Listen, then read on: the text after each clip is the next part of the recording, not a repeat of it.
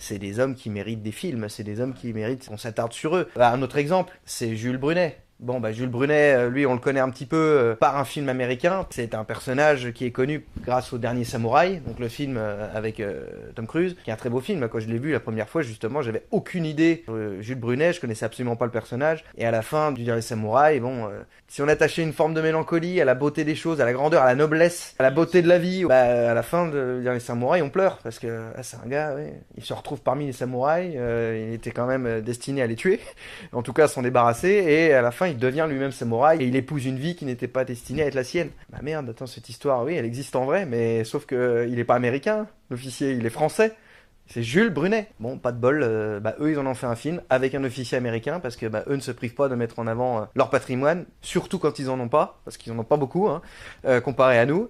Et ben nous on se fait piquer l'idée et on aurait pu faire un film sur Jules Brunet, pas de bol, c'est les Américains qui le font.